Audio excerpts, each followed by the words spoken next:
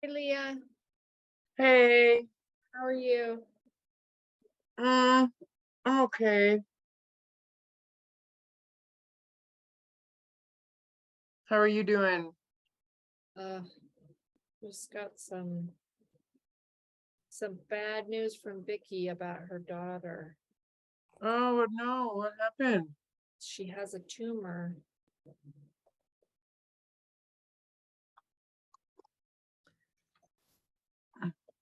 What kind of tumor? Uterine. Uterine. And um, Vicky's a cancer survivor. And Oh, they're concerned it's because she had it like 25 years ago. in the same place?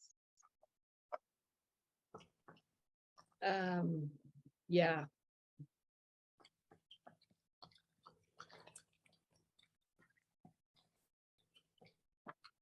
Hang on one second.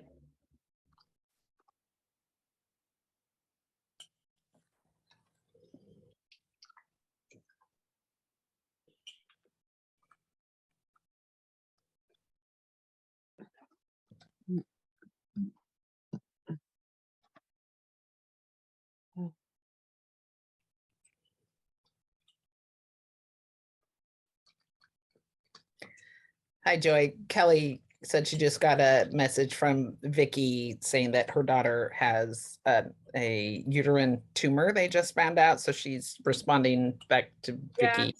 I'm sorry. Thanks, Lori. No, it's okay. Yeah. Mm.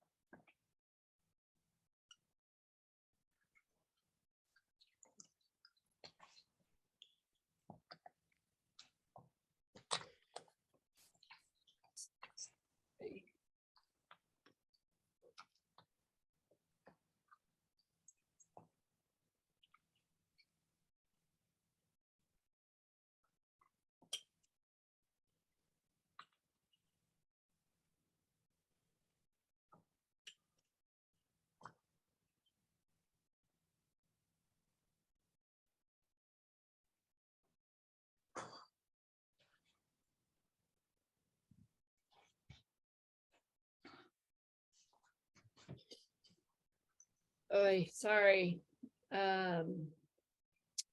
So Vicky's daughter she was hospitalized. She was hemorrhaging. She had a biopsy and a full body MRI, and she has a uterine tumor. And Vicky's a cancer survivor, and there's a genetic component, so they don't have any results right now. But she's not doing well. And her daughter's menopausal, which I'm thinking might have been the same time Hmm. that it happened to Vicky, because it's about that long ago.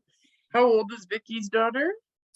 I don't know, but I'm guessing I thought she was younger than that, but I don't know what age she went into menopause, but I don't know. Is she in Florida where Vicky and Bob are? Yes, she's there in Venice and she's in Tampa. So she's it's about an hour, I think, about an hour away. Yeah, so Is this, I don't know about her children. I mean, does she have more than one daughter? I know she has grandsons, so I'm kind of trying to put the family together. She has stepchildren through Bob, but they got together, after the children were older. So she has a daughter and her daughter has a son. And I asked her if I could let you guys know, and if we could, spend a little bit of time sending her daughter some mojo. But yes, so she has grandchildren. Bob's children have some children, and she has her grandson is, I believe he's around 19 now. Okay. Yeah. Yeah. And so she is having a difficult time, and she beat it. So I think that's her approach is, you can beat this, and her daughter's feeling very down. Sure. Yeah. So I'm gonna see if I can work with her a little bit, try to help her with her mindset around it. But yeah, so I don't know if you guys are open to just maybe we can just take a minute and close our eyes and come together and send both of them some love, or all of them, really. Bob and What's her daughter's name? Kara. Kara, Oh. Kara. Kara. I can't remember. It could be either. That's know- that's my sister's name. Oh, really? I haven't Yeah, heard. and it's spelled Kara. Yeah, but it's Kara. Because I remember in my mind her hearing it Kara, but she wrote it just now Kara. Which to me can be pronounced either way. Yeah, Okay, my sister would pronounce it Kara. Kara. Yeah. Yeah. Yeah, that's my recollection of what Vicky said. Mhm. Okay, so if we can do that, and then we can keep going with the book. But if everybody just wants to close their eyes, and just take a deep breath in and out.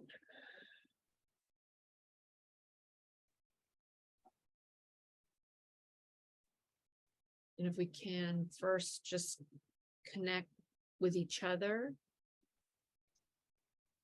create a circle of connection, reach out energetically to each other.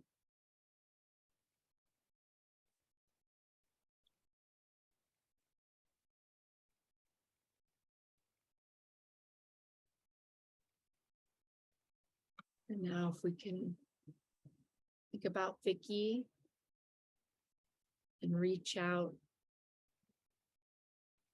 with our energy, with our love to Vicky. Hold her in this space, knowing how difficult it is when someone we love is sick and we feel like there isn't anything that we can do. Send her strength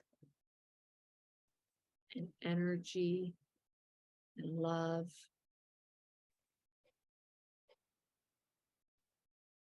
Now, if we can expand that circle and imagine that we're wrapping our arms collectively around Kara, offering her love and healing energy. And maybe most of all, to know that she's not alone. And that no matter what the diagnosis is, that isn't the end of the story. And there's hope. And there's an opportunity to learn and grow and heal through this experience.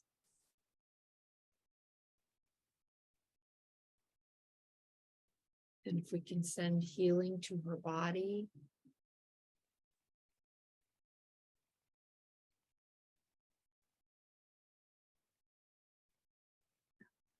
just imagine light, healing light and energy traveling from you to her and filling her up with healing energy and light and love.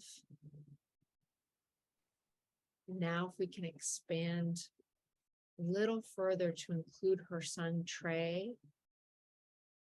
and to also send him love and support.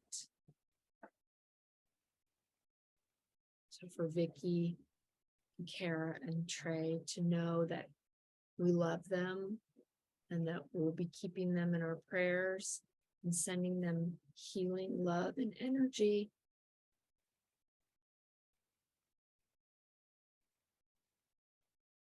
Take a deep breath in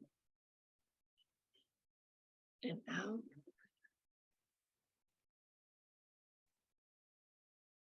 And when you're ready, open your eyes.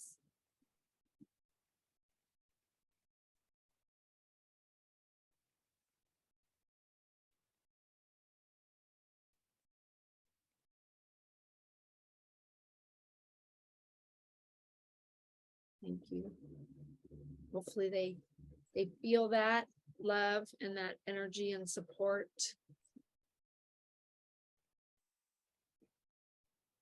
Yep.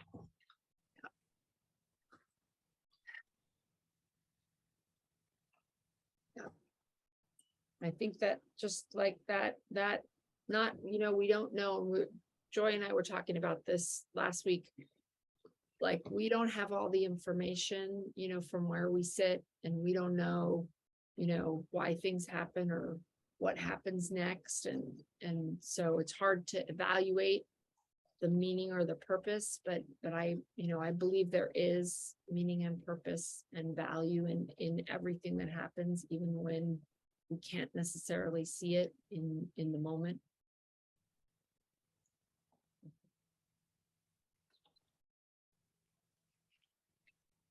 Okay, anything anybody wants to share or say before we keep moving with the book? One thing I've listened to the book, like I just keep listening to the Yeah. book, and every time I hear it, things pop out like Yeah. that I didn't notice before. Yeah. But one of the things, actually, every time I go through this and I hear it, it always pops out at me. Yeah. But now I have to remember what it was. It's something. It was like in the third chapter. Something like, cast any doubts and fears aside as if it's a sin or something like that. I remember that. And so for me, yes, I see that and understand that, but then it also comes up to me saying, but don't ignore that side either. Don't repress. You don't want to repress the emotions, but you do want to, not listen to the doubts, so there's a fine line between the two. And that's hard. That's a hard line for me to figure out exactly how to walk. Yeah. I think it is, it is. And I think that it's a muscle too, because I think about for me this past year,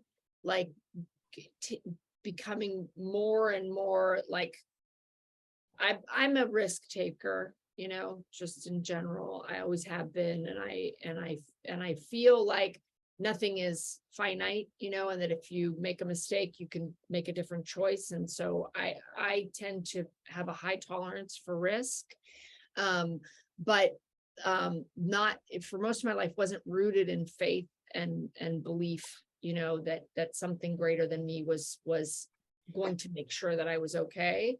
And that's been the journey of the last couple of years, and the first book, Happy Pocket Full of Money, I listened to it probably, I don't know, at least 100 times, just on repeat. And there were so many places like that for me in that book. And I just kept saying to myself, what if this is right? What if this is correct? Not right, correct. And what if it's my thoughts and my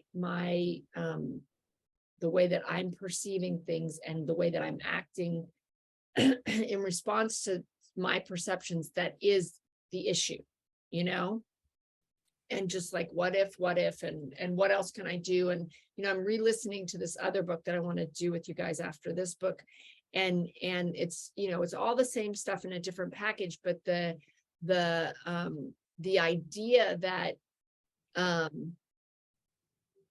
that you can, you know, make progress and just keep asking yourself the questions, and that it's like a muscle. And so, you know, I'm about to like take 2 more financial risks.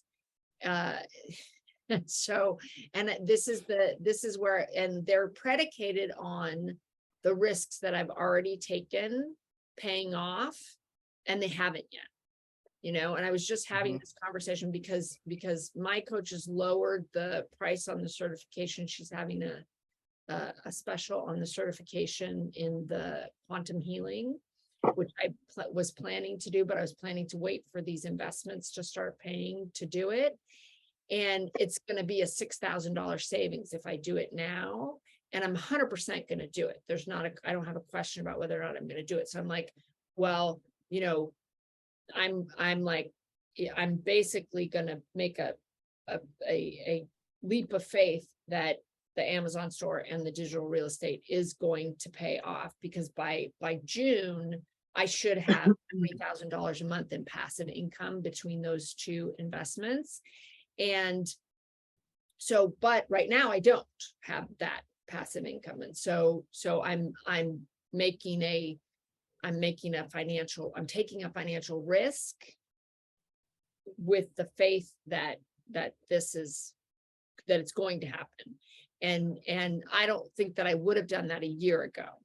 Right. But it's because of like continuing to exercise this muscle of allowing the, you know, possibility, you know, like, I don't know what's going to happen, but I have faith. I believe that if I keep moving forward in trusting that I'm, you know, manifesting these things, and I've taken massive action too, but that all of it underneath it is happy pocket full of money in this book. The idea that you know, I'm turning my focus to the reality where I have passive income.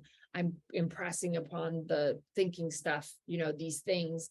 And so, you know, all I can tell you is that I have, you know, strengthened that muscle through continuously, you know, reinforcing these ideas and not disallowing when the, you know, because I for sure have had doubts many times in this, like I before I made the digital real estate investment, and since, you know, because I'm halfway through the year of waiting.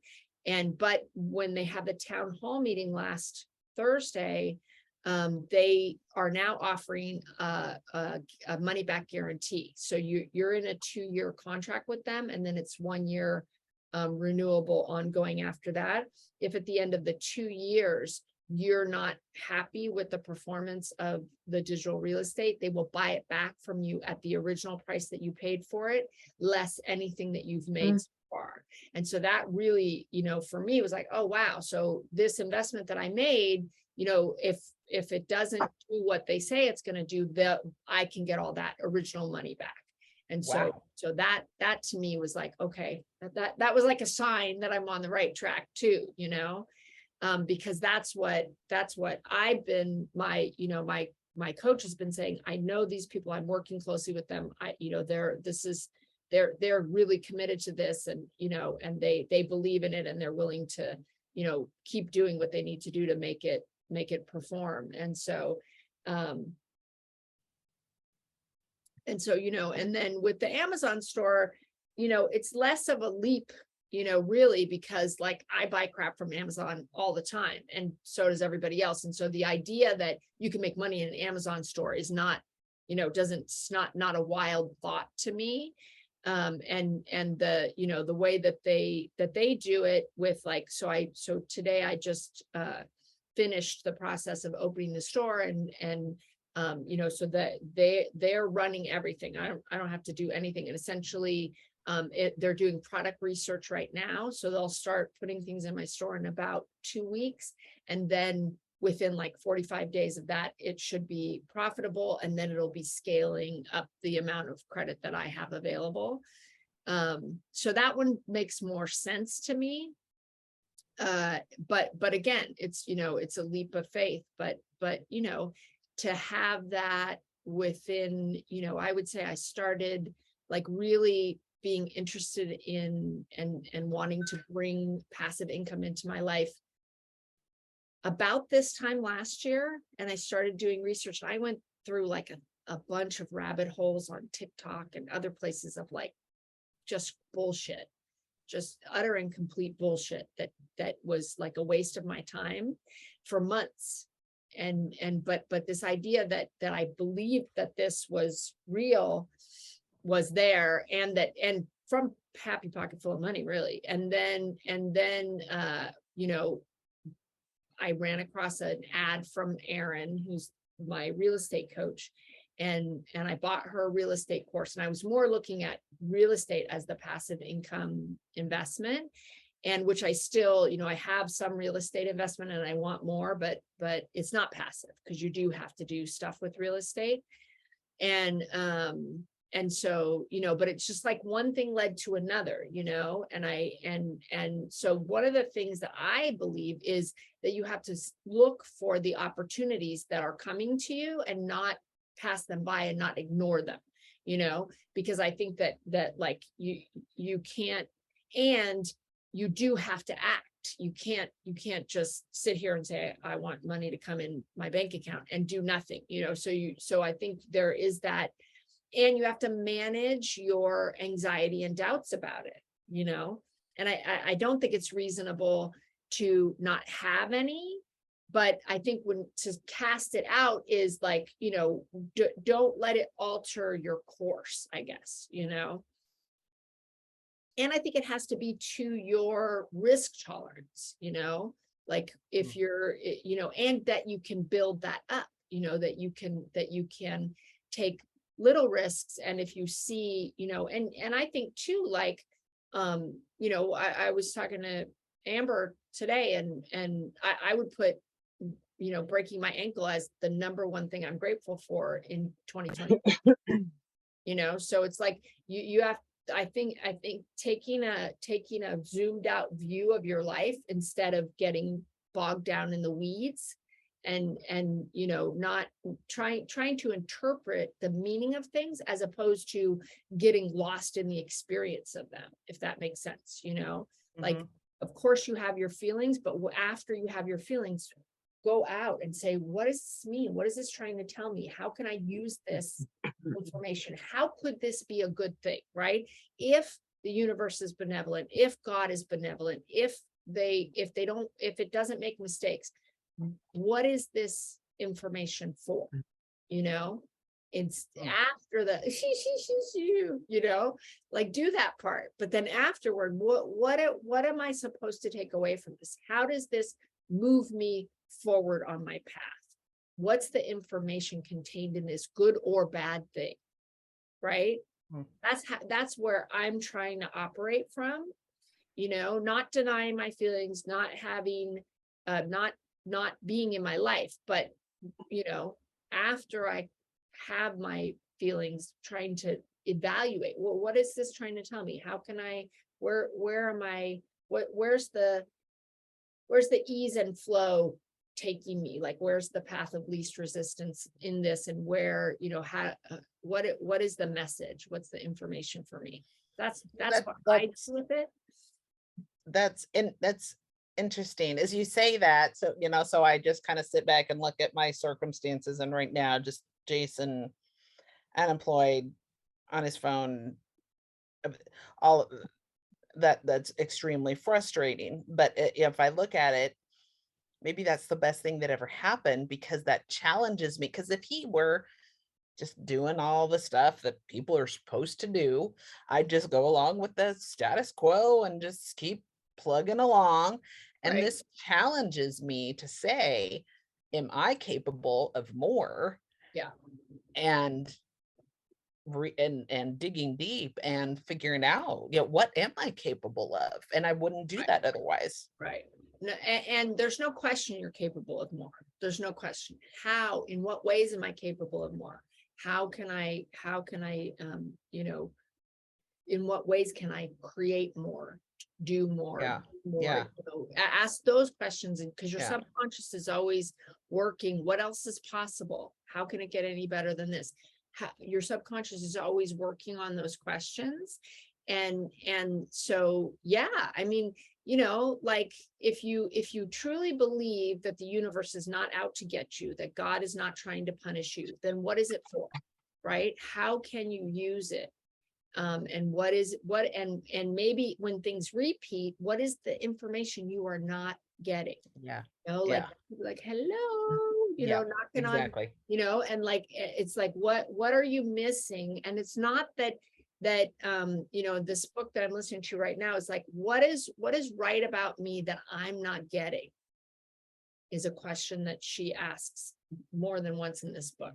So like that idea of like what is right about this situation that I'm not getting, because I do believe that fundamentally the universe is a positive thing, and so if that's the case, what am I missing about how this is a good thing for me? Because when you look at it from that perspective, and also like, how can I, it's one of the things I'm doing this course next week on gratitude, because that was like, I think the biggest thing about 2022 for me was gratitude in the face of anything and everything. And so I'm doing a gratitude course next week. And that's one of the things is like, what are you missing? How are you misinterpreting the circumstances of your life in a negative way, when really there's an opportunity to look at them through the lens of gratitude? And how is our perspective dictating how we evaluate things and judge things? And what's if the value is the moment or the journey, and so how do you be in the moment of your life and then allow that you're in a long-term journey, and we don't even know how long, like when did it start or when is it going to end, and if every piece builds on the next, and every piece is significant and important, where is that point of understanding?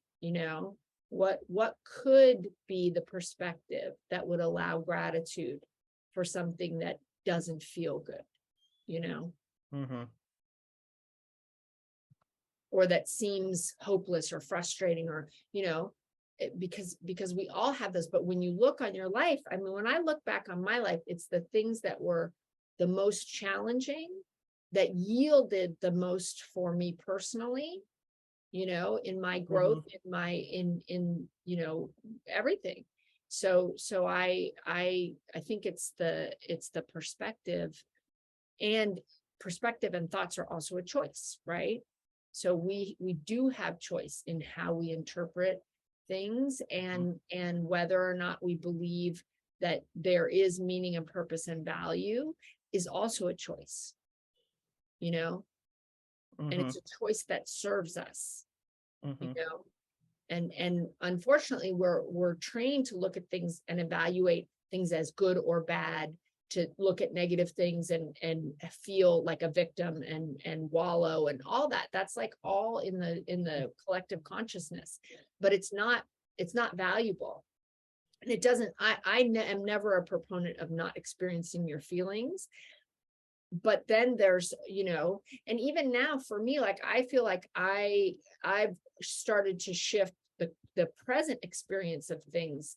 Like the time that it takes me before I'm seeing something as a positive is much shorter than it used to be, because of that sort of, deeper level feeling that things are on my side. If I look for it, I can find that, where I spent, a lot of my life looking for, well, how am I the victim, to justify feelings that I had mostly about my family,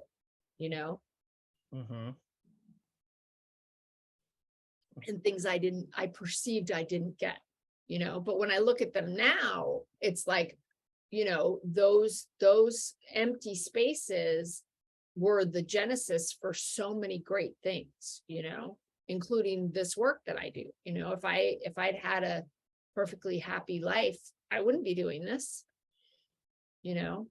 Yeah.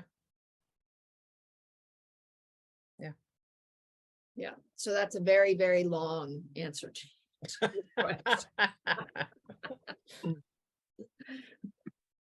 Anything else anybody wants to share? All right, let me fire up the book.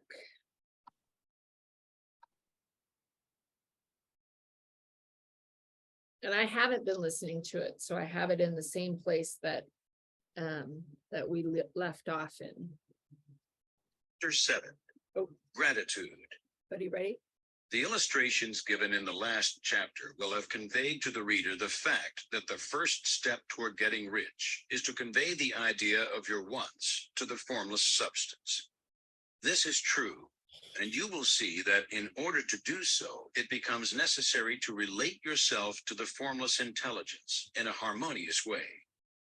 To secure this harmonious relation is a matter of such primary and vital importance that I shall give some space to its discussion here and give you instructions which, if you will follow them, will be certain to bring you into perfect unity of mind with God. The whole process of mental adjustment and atonement can be summed up in one word: gratitude. First, you believe that there is one intelligent substance from which all things proceed. Second, you believe that this substance gives you everything you desire. And third, you relate yourself to it by a feeling of deep and profound gratitude. Many people who order their lives rightly in all other ways are kept in poverty by their lack of gratitude. Having received one gift from God, they cut the wires which connect them with Him by failing to make acknowledgement. It is easy to understand that the nearer we live to the source of wealth, the more wealth we shall receive. And it is easy also to understand that the soul that is always grateful lives in closer touch with God than the one which never looks to Him in thankful acknowledgement. The more gratefully we fix our minds on the Supreme when good things come to us, the more good things we will receive, and the more rapidly they will come. And the reason simply is that the mental attitude of gratitude draws the mind into closer touch with the source from which the blessings come. If it is a new thought to you that gratitude brings your whole mind into closer harmony with the creative energies of the universe, consider it well, and you will see that it is true. The good things you already have come to you along the line of obedience to certain laws. Gratitude will lead your mind out along the ways by which things come, and it will keep you in close harmony with creative thought and prevent you from falling into competitive thought. Gratitude alone can keep you looking toward the all and prevent you from falling into the error of thinking of the supply as limited, and to do that would be fatal to your hopes.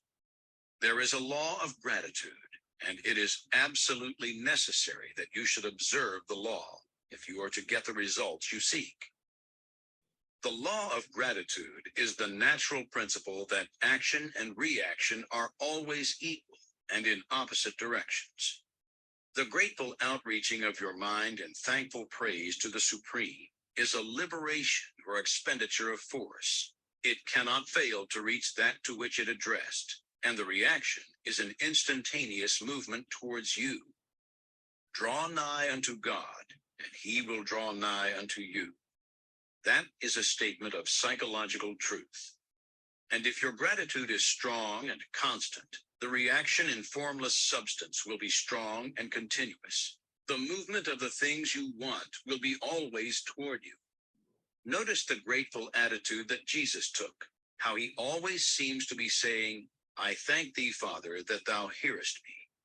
You cannot exercise much power without gratitude, for it is gratitude that keeps you connected with power. But the value of gratitude does not consist solely in getting you more blessings in the future. Without gratitude, you cannot long keep from dissatisfied thought regarding things as they are. The moment you permit your mind to dwell with dissatisfaction upon things as they are, you begin to lose ground. You fix attention upon the common, the ordinary, the poor, and the squalid and mean, and your mind takes the form of these things. Then you will transmit these forms or mental images to the formless, and the common, the poor, the squalid, and mean will come to you. To permit your mind to dwell upon the inferior is to become inferior, and to surround yourself with inferior things. On the other hand, to fix your attention on the best is to surround yourself with the best, and to become the best. The creative power within us makes us into the image of that to which we give our attention.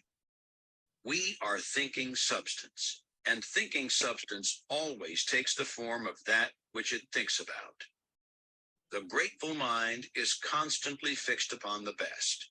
Therefore, it tends to become the best. It takes the form or character of the best and will receive the best. Also, faith is born of gratitude.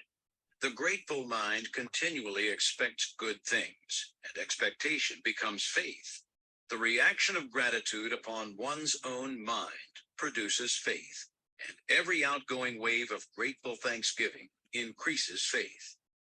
He who has no feeling of gratitude cannot long retain a living faith, and without a living faith, you cannot get rich by the creative method, as we shall see in the following chapters. It is necessary then to cultivate the habit of being grateful for every good thing that comes to you, and to give thanks continuously.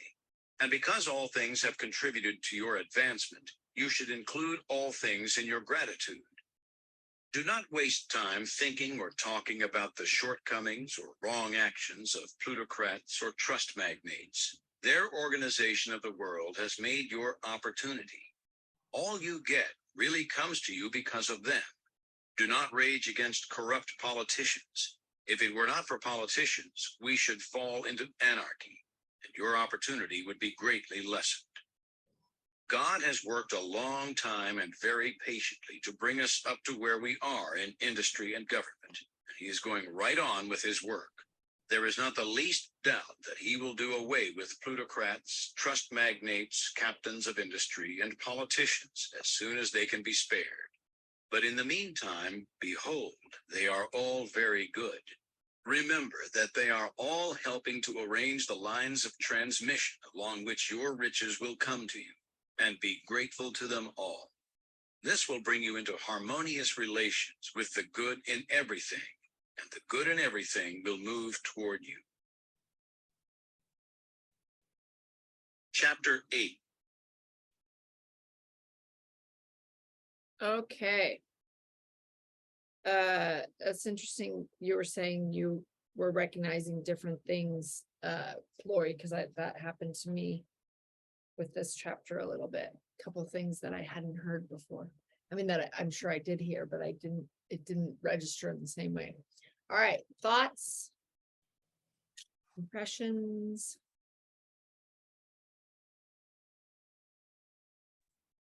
I had two, at least. I mean, I'm always talking inspires more, but earlier in the chapter, he talks about your belief that God always gives you what you desire. And my feeling is God gives you what you need. I mean, and what you desire may not be the best for you and may not be what you need. Mm-hmm. So I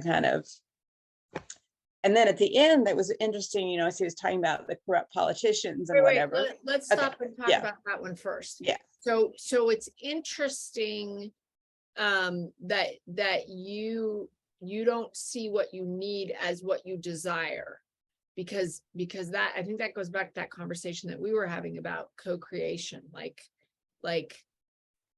I would think that the things that you need, that you're getting from your life circumstances, regardless of whether they're pleasant or unpleasant, that at some fundamental level you do desire that. Yeah, I can understand why you would say that. I mean, and I think some of this is semantics as well. Yeah. Um, Well, yeah, you know, if this dude ran into the happy pocket full of money dude, they would have a problem, because happy pocket full of money guy says never use the word want, and it's all over this book. But yes, yeah. But the point that I'm making is not about semantics. in a way, well, let me argue with that. I mean, it Okay. is about the definitions of those words, though. I mean, it's like, Yeah. I desire what is best for me. Yes. So that what means whatever you comes, the need- good and the bad. Yes. But wouldn't you also say you need what is best for you? Yes. And I think it gets into my idea of I could potentially desire something that's actually in the bigger picture harmful for me, and I don't know that. And that God's not going to give me that because it's not going to serve me. Mm. That's what I mean. Well, I mean, and I think that kind of goes back to the how things show up, because you know, that piece is outside of our domain, really, you know, like how it comes is, so if we are desiring something and we have an idea of what it is, it might show up in a different way, you know, and that may be where those two things coincide, like where what we desire and what we need, that they come together in what shows up, Hmm. you know, and the ways that it's different than what we think we want, you know. Yeah, it's that part of it being different than what we think we want. That's where, And Yeah. if you're desiring something in your thought, is that you know, like really what you desire? And that question of like, if you're putting out there a thought of something you desire, but it, you know, what you need and what the universe provides is something different, then is it, you know, does your soul really more align with what shows up, as opposed to what you were thinking you wanted? and I thought you were going to go to something we've discussed before, I think in the group, about you're thinking one thing, but it's really based on a different belief. Yes. And so the universe might respond to that belief as opposed to the thought, even though Yes. that's what I mean when I say sponsor. semantics. I mean definitions and Yeah. layers. That's all I Yeah. meant. And the sponsor of the energy, right? Because we talked about Yeah, that. that's Yeah. right. The sponsor, if the sponsor of the energy is negative, it's not going to show up, right? Yeah. Yeah. Yeah. Yeah. I was thinking more in terms also if that sponsor of energy was something, the sponsor was something different than what I was thinking, you know, Yes. Then that might the show up, beliefs and the right. emotions weren't all in alignment. Yes. And there's also just, I mean, it's in all of this, again, it's just the layers and what's, Yeah. but it's like also a belief I have, you know, that God will answer all your prayers, but sometimes that means he doesn't give you what you asked for because it's not good for you, or or Right. would make things worse or whatever. So Well, and there's also that timing piece that we've talked about, you know, that like if you're going to if you can't access an opportunity because of where you are, you might not get it. Not that you're never going to get it, but that you're not necessarily going to get it when you think you want it, if you're not ready for it. mm, You know, like we talked about that in terms of like a relationship that you might have attracted in the past isn't really what you wanted or desired or needed. And so the fact that you didn't get one is more answering your prayers than not answering your prayers, you know, because it's when you are, you know, you want to be able to take the opportunity. You know, you want to be in the place where you can access the opportunity, whether it's financial or otherwise. So yeah, I mean, I think if you think about it as God gives you what you desire and need, and Mhm. that they're probably the same thing, Mhm. on a more soul authentic level, and that whether or not it feels good or it feels like it's what you think you want in this moment, that piece, the timing may be off of what you where you want to be versus where you are. And what was the Yeah. other one? Well, the other one is more not as deep, I don't think, but it's just like being grateful for the politicians because they're putting the organization at least into place, and also just, I wouldn't say it the way he did, but it's like that's going to pass away and be replaced by better systems as we continue. I just loved God's doing his work. And that's very much my attitude of God's doing his work. I'm not going to worry about that. He's got that under control. So it just kind of rang a bell. Yeah, I had that too. And also like kind of like pulled it out further to individual lives too, that bad things can be part of a grander scheme. Mhm. Like like we were just talking about sometimes you have to go through certain places to get to another place, and that if you look at it that way, that you can be grateful for whatever is showing up because it's preparing you. If you can imagine it as it's preparing you and it's giving you opportunity to do whatever work you need to do in this moment to get to that other place, that's another reframe that can be helpful to manage when you're in a place that doesn't feel good.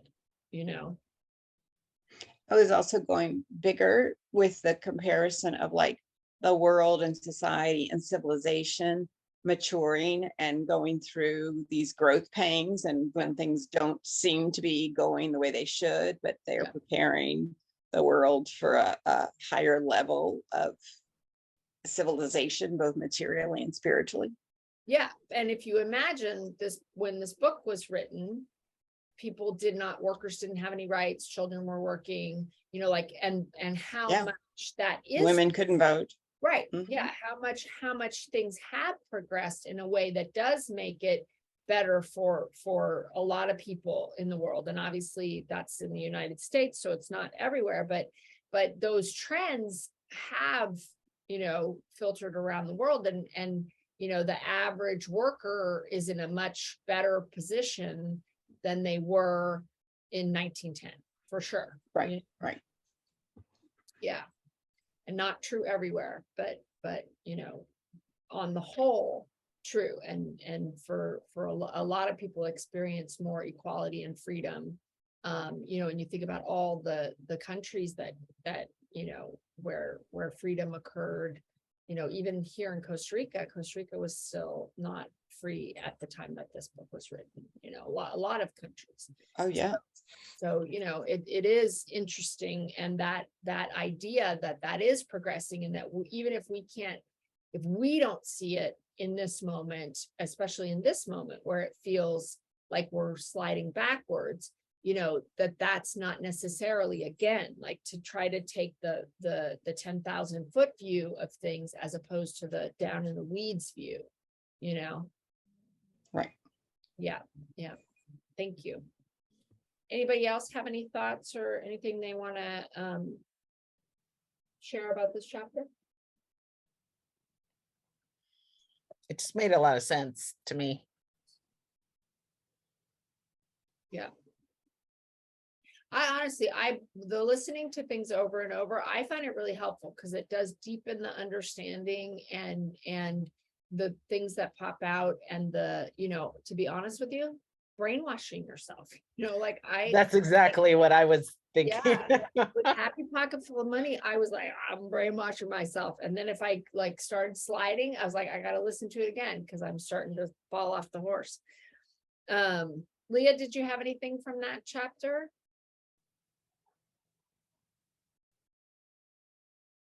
The main thing that that stood out, because I'd never really viewed it this way, but his law of gratitude. and I've never actually looked at gratitude in that way. Just that, yeah, when you're not grateful, you are very focused on what is not going well and Yeah. what is not the lesser things. Yeah.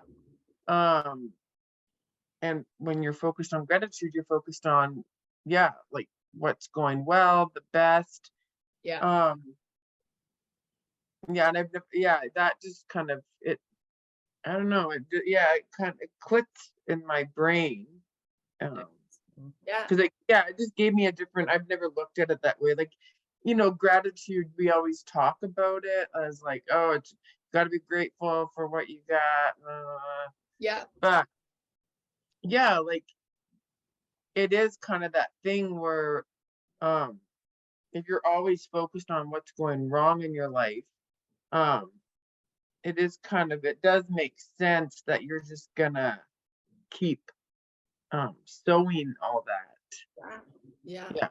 Yeah, absolutely. And attracting it. And that even in the things that you perceive as negative, if you find the gratitude for that, if you can find the perspective where you have gratitude and you're just literally, going through your day being, and I try to stop like regularly throughout the day and just take stock of all the things that I feel grateful for.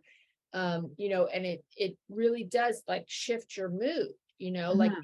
you can shift your mood by, and especially when you think about it, other times in your life or other people, that are, in a different circumstance than you are, that you can always, no matter where you are, there's always probably somebody doing better than you, but there's always somebody who's struggling more. And to really, appreciate everything you have and where you are, and the lessons in the things that are Mhm. challenging. Well, yeah, and like I don't know if this is like maybe not the exact right way to look at it, but the way that I felt like this for a while, like I do agree with this, that like when someone's like, when you talk about the ungrateful person, like I've never, like if someone was like, oh, like they're just so like, I give them all this, like, like if you're helping someone and you're like, oh, they're just so ungrateful and Yeah. you kind of don't want to help them anymore Yeah. because they're just like, they're not everything's that, like, oh, like, what else do you have for me? Kind of, like they're never really satisfied. Yes. And I never actually like now, like I see that in almost like in my own life, like if I'm always just ungrateful, like, oh, okay, well, yeah, like I have food and I have a house and I have a car, but like I want, what else is there? Like, Right. and almost like if why would the universe want to give me more Yeah. when I'm just so Yeah. like unappreciative of what I already have, right? Yes. And if you feel like repelled from that person in that circumstance, does the universe feel repelled by Yeah. you? Well, Yeah. I don't like helping, like when someone's ungrateful, I'm like, yeah. So I've never like when I actually stop and think, like I am pretty ungrateful. Like I'm gonna Yeah. Yeah. Well, yeah. and then even like, getting that message from Vicky, like we, when we take our health for granted. And that was something that happened to me with breaking my ankle, like taking walking for granted, Mhm, like I couldn't do it for mhm, 2 months.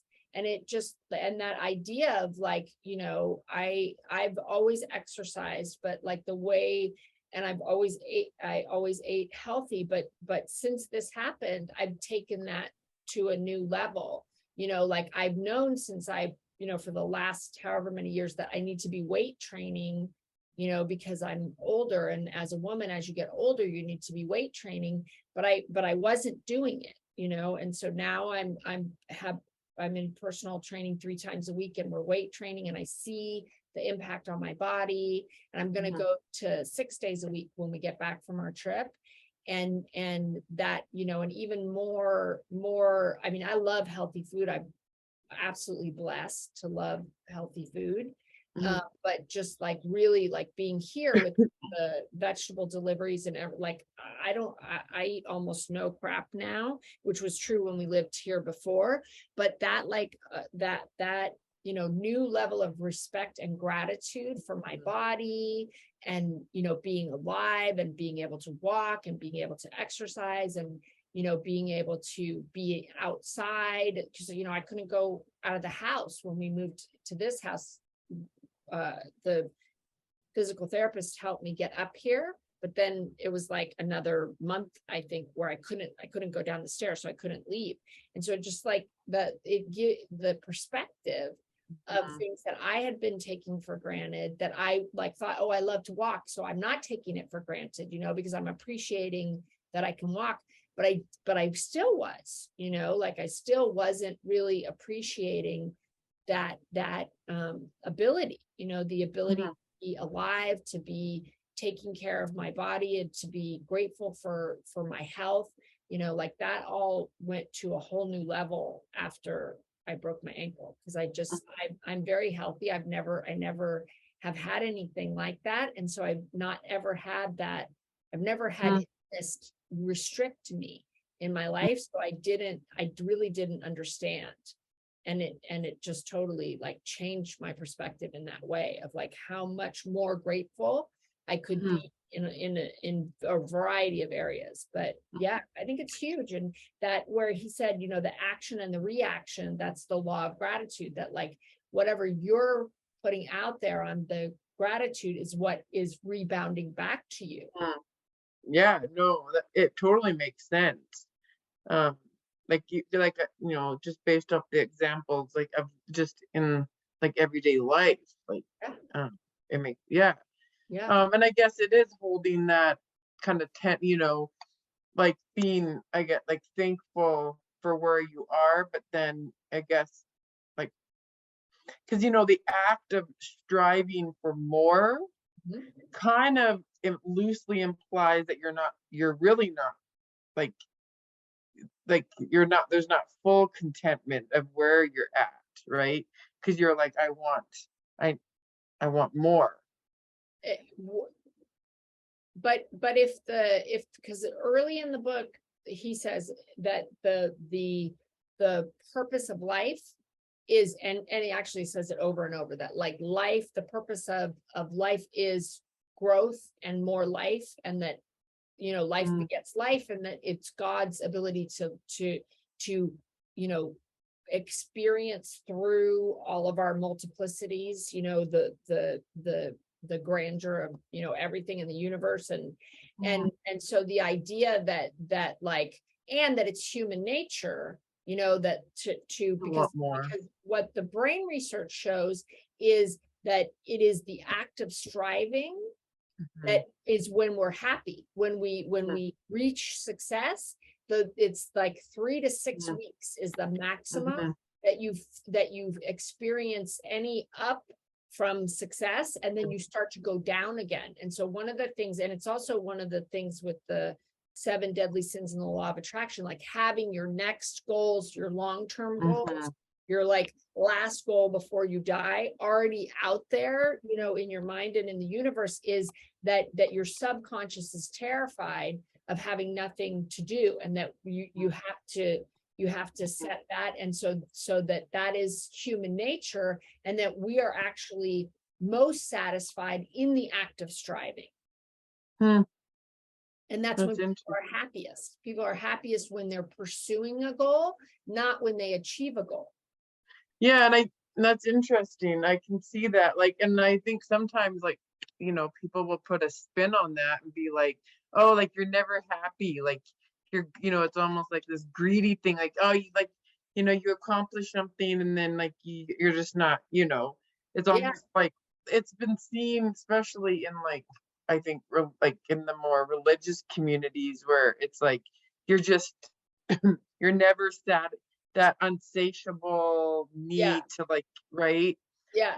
And it's seen as like a negative thing. Like you should just be content, like where you're Yeah, that's Yeah. not human nature. And if you understand the brain research, you can ride, you can start your next project before your last project ends, and then continuously ride that, and you'll get a bump up from success, but you'll already be into the next striving when That's when that down comes, so that you don't experience that, and that if you see life as a growth journey, even on a personal development front, that you don't see like, oh, I'm going to get to the place where, like, I fully anticipate, continuing to learn more and do more in personal development until I'm dead, and maybe past that. I don't know. I'm not sure what happens there, but like, I don't, and that idea makes me happy,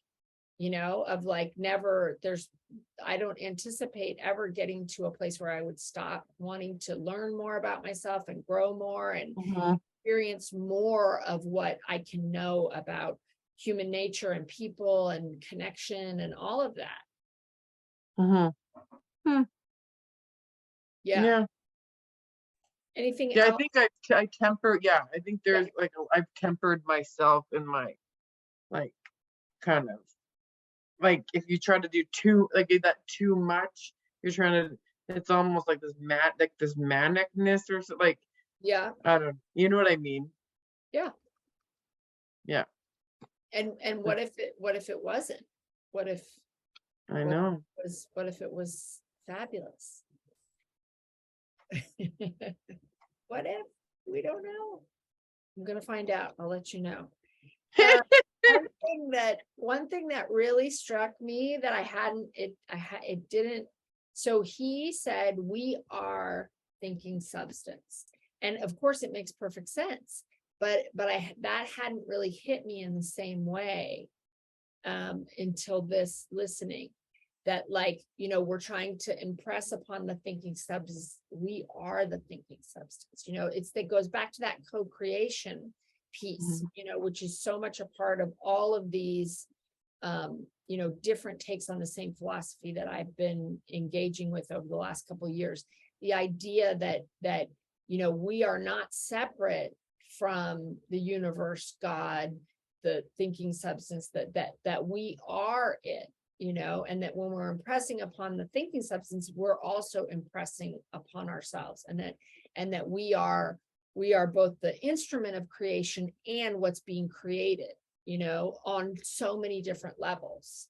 And that just really stood out for me this time in a new way.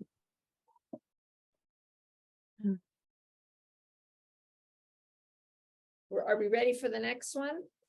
I just wanted to add a thought to what Leah was talking about, about this idea of never being grateful and always wanting more. And I think it's a practice that I'm working on, is accepting myself exactly as I am, loving myself in this moment, and still wanting more for myself.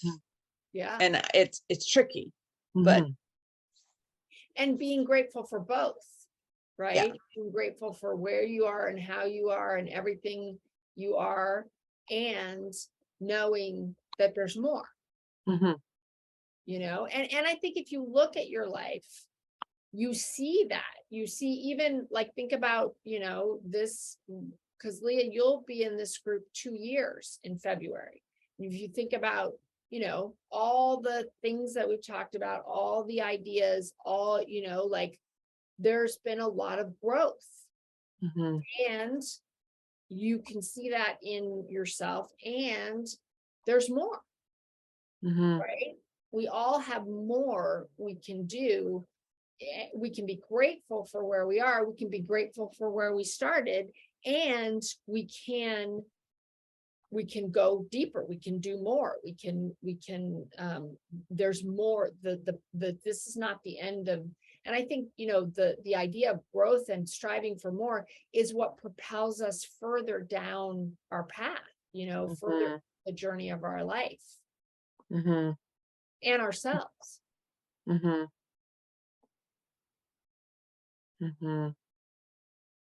the idea of, like, the risk, like for me, I could just, these investments could not work out, and I could get, it could, and at the end of the day, what that would mean more than anything else is my ego, right? Because I've now been very open and out there with this, and I could make a very public mistake.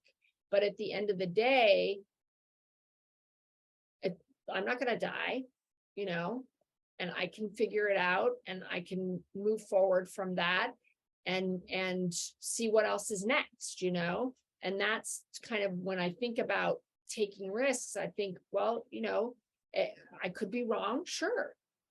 But I've been wrong before, and I didn't die, and I figured it out, and I grew, and I learned, and I am where I am now because of that process, and that I would rather know what I'm capable of, and know what my life can be if I, have faith in me that I'm going to be okay, and that I can pick up any pieces and keep moving forward and make something greater than what broke, and that I'm investing in that. I'm investing in me. I'm investing in the fact that I'm going to be fine, and that I can make something out of whatever happens.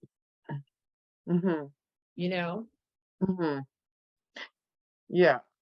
No, I know. And this might be off topic, but I get this thought every so often, and I think it's just my own neurotic brain. Yeah. But it's like, I think like, oh yeah, like, so like, maybe it's like, maybe I think the universe is against me. Yeah. I do actually. But also, what is that? Is that a self-fulfilling prophecy? Because I've definitely been there. I've definitely been in that space where I go like, because I go like, I'll be like, yeah, like, I'm really sure, like, I'm like, no matter what happens, like, I just keep, I'll kind of like try to like shift my perspective to positive, right? And be like, oh, like, yeah, like, look, I'm really, whatever happens, I make the best of it, and I keep going, and figure it out. And then I go, yeah, well, maybe now I'm gonna get thrown something even worse that I won't, maybe the universe is gonna keep upping their antics until I do finally just like tap out. So that's how. So This is my like the neurotic part of my brain that. But I think everybody has that. I don't think that's unique to you, and I think there is that like perseverance piece, like and that in the face of what you see, continuing to invest your belief, that's in this book. It's in Happy Pocket Full of Money. I remember after listening to Happy Pocket Full of Money like 6 months, I was like, this is bullshit. I've been listening to this damn book for 6 months and nothing's happened, and I was totally like, this is bullshit. And I didn't listen to it for a while. And then I was like, what if it's not bullshit? And I went back to it, and it was again that idea of co-creation, that idea of because I had a healing session with Christian, who's Amber's husband, a couple weeks ago, and I was saying, what I'm trying to figure out what the universe, and he said, you're asking that question as if you're separate from the universe. I was like, yeah, I am. And that's what this thing that I just underlined is. We are substance. That he, and that idea that I am the universe is me, I am God, God is me. And there's this co-creation piece, and where is my belief and my faith, regardless of what I see. Yeah, like that does take out the victim component, because when I think that, like the way I worded it was that I was like a victim to whatever the universe decided to do at any given point. So it's like helpless victim, no, like lack of control. Yes. And then what you bring more of, because what you resist persists, and what you focus on, is what you draw to yourself. And so, You know, that I would say don't resist that thought because you just make it bigger. And Yeah, well, I think I'm like, I was calling bullshit on, you know, because, you know, like all the, like, you know, the count, you know, all this stuff. It's like, well, yeah, like, look, like you've survived everything that, you know, it's supposed to be like a pump up, right? Like you've survived everything that you've, you know, well, maybe there's something worse out there.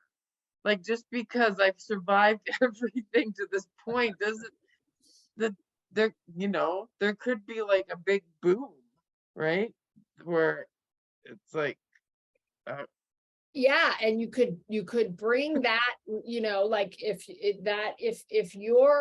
the idea that you're shifting the universe's version of your life into frame at any, you know, on an ongoing basis, and there's a lag to that, what do you want to be shifting into frame, you know? mhm. Yeah, like, you know, I think some, I think that like I like the co-creating is like there's an empowering, but I think it also scares me too. Because maybe it's like too much, maybe I don't want that much. Maybe I don't want that much power. I don't know. There could be, I could be resisting that concept as well. Yeah, yeah. Because it puts a like responsibility in on me. For sure, for sure. I mean that the biggest thing from all of these philosophies, I'm listening to this other book, which is called Getting Out of Debt Joyfully, right now. The core philosophy is every single thing that you see in your life, every person, every incident, everything, you are 100% responsible for. You created it, you chose it. And that I was like, bullshit, fuck that, for like the longest time. Like I could not accept that.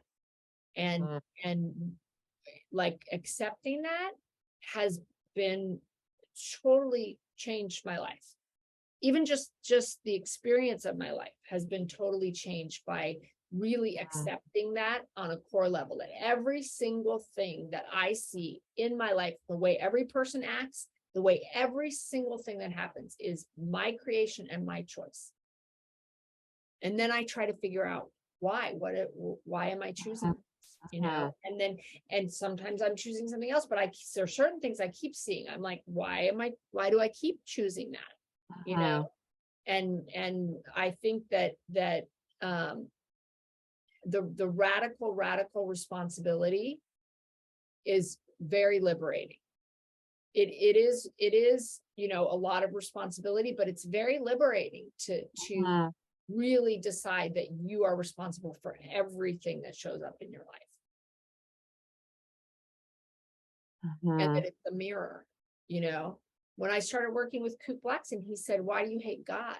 And that was the very beginning of, like, I was an atheist, you know, and that was the very beginning of a radical transformation spiritually. I always, before that, I was like, I'm spiritual, you know, but it just changed, utterly and completely changed my life. That question and the answer to that question over time, which I'm still answering it, and I'm still, you know, I don't hate God anymore, but I did. And the diving into that has unfolded so many things. Yeah. Yeah, I don't know if I can that I don't know if I can go that radical. Yeah. I didn't. I was like, bullshit. That's bullshit. No, I reject that. like, because you know, like there's the whole like nature versus nurture, right? And so like there's so many elements in life that are like at play with one another, that to put it all on like I just yeah, I struggle with that. Struggle with it. Just let it be out there. Just let it be out there. I struggled with it for a very long time. Just let it be there. It doesn't need an answer. Especially if it's true, it doesn't give a shit what you think. You know, so just let it be there. Like there's the genetics and then environment, like everything's Yeah. playing with one Yeah. another. Yeah, totally. I'm blaming my problems on my genetics, okay? But where did they come from? You know? My mom and dad. Uh-huh. So, you know, we don't know. We don't know No, where. No, where it's like there is all that, like the intergenerational trauma, like Yeah. epigenetics, like so like and like trauma and environment can change genetics. So um yeah, Yeah, yeah. No, I mean, and genetics aren't like fixed. They're not like a fixed thing where yeah, yeah. No, I mean, I think there's so much we don't know, you know, and we're probably won't live long enough to learn it, you know, and even whenever all that is, then there'll be more. You know, I think there, you know, we're just scratching the surface of understanding. You know, I was just, I don't remember where it was. I just came across the like that somebody's very close to proving that like the it is more like the Matrix than we think, you know. Um, I don't know. I don't, to me, I feel like my sphere is limited, but I know what I can do. I've seen the difference of when I worked toward creating misery for myself and when I've worked toward creating joy, you know, and the difference and the tools and how much choice I have and how little the circumstances really matter in how I feel in my life. And that it's so much more about how I work with my brain and how I work with my heart and soul versus what's actually going on. yeah. No, yeah. No, it's I think my biggest, yeah. Anyways, I'll go on a tangent, but I think my biggest thing is that my yeah, Okay. my brain and my heart are at war with each other right now, Yeah. which is why I'm So, called like I sit and call bullshit on myself. and Like my like guess that's is that that's a defense mechanism, right? You know, probably it's a defense mechanism, and it's also a great way to keep you stuck, yeah. you know? So I would just put it out there. How can my brain and my heart come together and harmonize for my highest good? And just leave it there for your subconscious to work on, you know? Okay. Yeah. Okay, cool. So Okay. we can get another chapter in, another conversation tonight. So I'm going to go ahead and move on to the next chapter. Thinking in the certain way. Turn back to chapter 6 and read again the story of the man who formed a mental image of his house, and you will get a fair idea of the initial step toward getting rich. You must form a clear and definite mental picture of what you want. You cannot transmit an idea unless you have it yourself. You must have it before you can give it.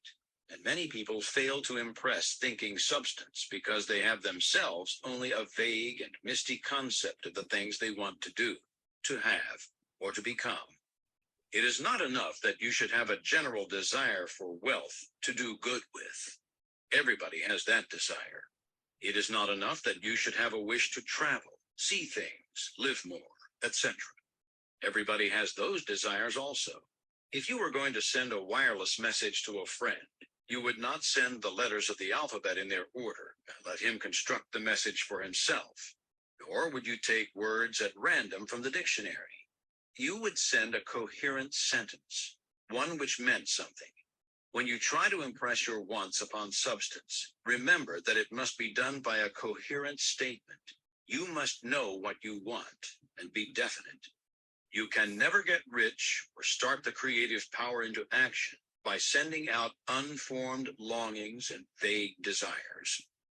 Go over your desires just as the man I have described went over his house. See just what you want and get a clear mental picture of it as you wish it to look when you get it. That clear mental picture you must have continually in mind, as the sailor has in mind the port toward which he is sailing the ship. You must keep your face toward it all the time. You must no more lose sight of it than the steersman loses sight of the compass. It is not necessary to take exercises in concentration, nor to set apart special times for prayer and affirmation, nor to go into the silence, nor to do occult stunts of any kind. These things are well enough, but all you need is to know what you want, and to want it badly enough so that it will stay in your thoughts. Spend as much of your leisure time as you can in contemplating your picture, but no one needs to take exercises to concentrate his mind on a thing which he really wants. It is the things you do not really care about which require effort to fix your attention upon them. And unless you really want to get rich, so that the desire is strong enough to hold your thoughts directed to the purpose as the magnetic pole holds the needle of the compass, it will hardly be worthwhile for you to try to carry out the instructions given in this book. The methods herein set forth are for people whose desire for riches is strong enough to overcome mental laziness and the love of ease and make them work. The more clear and definite you make your picture then, and the more you dwell upon it, bringing out all its delightful details, the stronger your desire will be. And the stronger your desire, the easier it will be to hold your mind fixed upon the picture of what you want. Something more is necessary, however, than merely to see the picture clearly. If that is all you do, you are only a dreamer and will have little or no power for accomplishment. Behind your clear vision must be the purpose to realize it, to bring it out in tangible expression. And behind this purpose must be an invincible and unwavering faith that the thing is already yours, that it is at hand, and you have only to take possession of it. Live in the new house mentally until it takes form around you physically. In the mental realm, enter at once into full enjoyment of the things you want.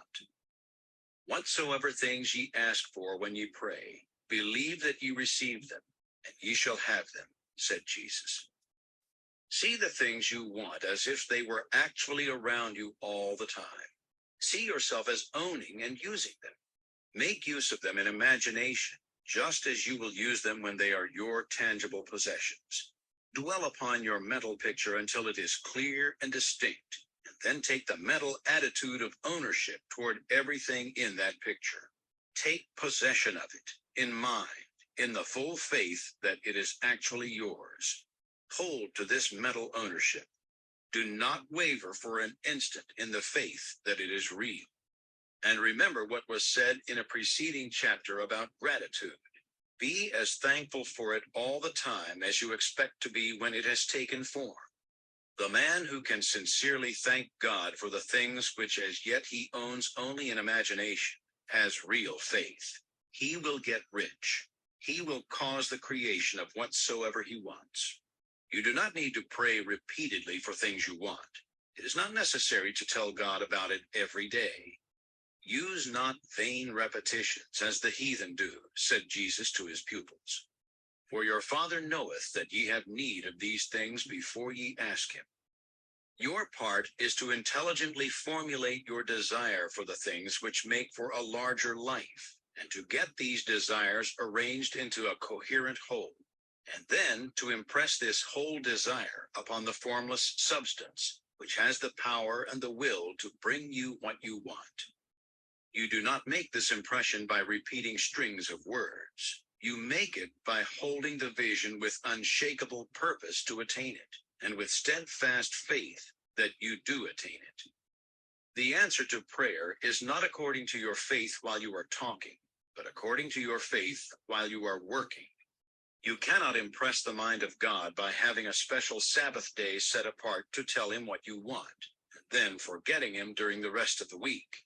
You cannot impress him by having special hours to go into your closet and pray, if you then dismiss the matter from your mind until the hour of prayer comes again. Oral prayer is well enough and has its effect, especially upon yourself, in clarifying your vision and strengthening your faith. But it is not your oral petitions which get you what you want. In order to get rich, you do not need a sweet hour of prayer. You need to pray without ceasing. And by prayer, I mean holding steadily to your vision with the purpose to cause its creation into solid form, and the faith that you are doing so. Believe that ye receive them.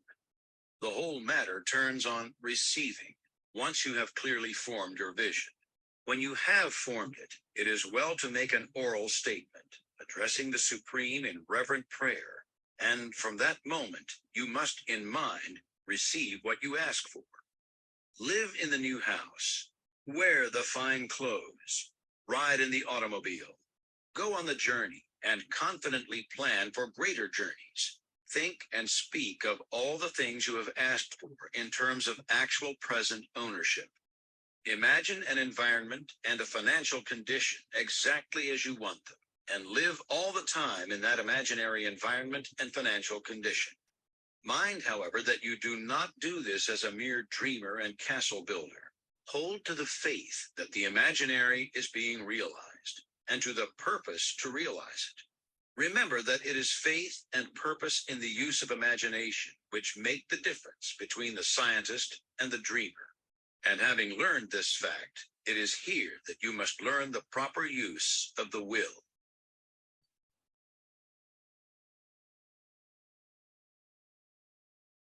Chapter 9.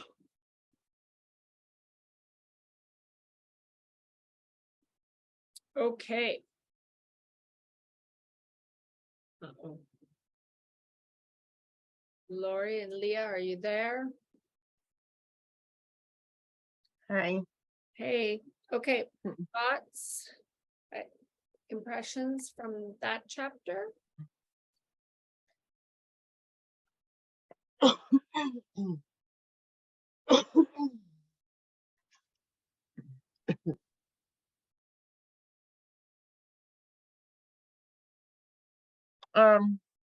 Well, the main thing that stuck out, yeah, was well, yeah, the mental laziness.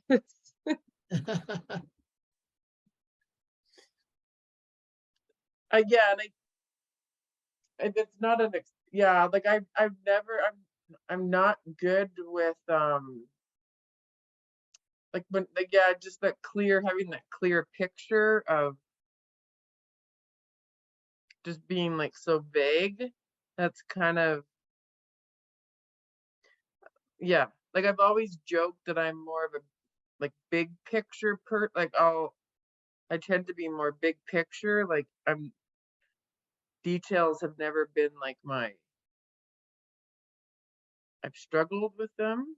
So You know what can like, be really helpful for that is searching images. Like I was wanting to live near water when we were living in Georgia, and so I was looking, I created like and I didn't, because we once went over one of my coach's morning formula where you put in like the images, so in the morning you kind of go through you know, like the mindset you want to have for the day. And so in that I found, and I was thinking lake in Georgia, and so I found lake houses that had like I had you know, like I meditated on the vision, but then I found like actual pictures that matched what I meditated on. And then I put that in my morning formula. So I look at it. I'm now on a river, not a lake, but now I'm living, you know, I see the water every day, which was something that when I moved away from here, I didn't realize, you know, because I moved to a landlocked area, and I had been, you know, in California, in Southern California, where I, you know, would see the water regularly, whether I went there or not, you know, just driving. And same thing here in Costa Rica, I see the water regularly, and I didn't realize until I didn't see it that that was really important to me. And so, you know, doing a Google Images search first, like, you know, spending some time in meditation, thinking like, you know, what are the things that you would want in your life in Mhm. terms of a place to live, a relationship, like whatever those things are, and then trying to help with the details, doing a Google search with images, Mhm. and Yeah. then pulling those images and keeping them, like wherever, like hanging them on your mirror or wherever you would encounter them regularly. Mhm. Yeah. No, and that's that's kind of the struggle is I don't really know like what I want, right? But again, isn't that a great way to stay stuck? No, no, and I recognize that You can change it, right? And you yeah, can show up in a different way, but if you don't start making some decisions, then you're spinning endlessly in a cycle of not knowing. So I mean, I would just like spend some time really, really, thinking about even starting with being debt free, having, the money in your bank, making that amount of money, yeah, like, and see try to that's like build big on that. that's big picture stuff for me. Like I feel like he was going into like, okay, yeah, you want to But be debt. no, because if you imagine your bank account and you see the amount of money that you want, and then, you get, you get an image of that, you would certainly, get a bank statement image that looks like that. The idea of zero debt, like that can be very specific, Sure, like yeah. your current credit card statement that comes in. What is it now? Imagine that same paper, like see the full paper and Mhm. it's zero, and or if it's online, like I'm paperless on all mine now, but being able to actually see that statement with your current balance zero, available credit this much, none of it used, Mhm. and then see like, your paycheck, if like figure out with the taxes, if you were making the $80,000 a year, what would your paycheck be and how's that different, and maybe even go crazy and go up to 150 or something, like what would that actual take home check, and then visualize that check, right? What's the check of Okay. what's the bi-monthly check of the amount that you want to make after I- taxes, like really figure it out. And then where would you live? Would you live somewhere different if you made that? What would I it be? Would it be a different, would it be a house? Would it be an apartment? Where would it be? And then find that, like, what's for rent in that area in real life? Where would you move if you would move? To what part of town? Find a house in that part of town that's currently available for rent, print out that picture.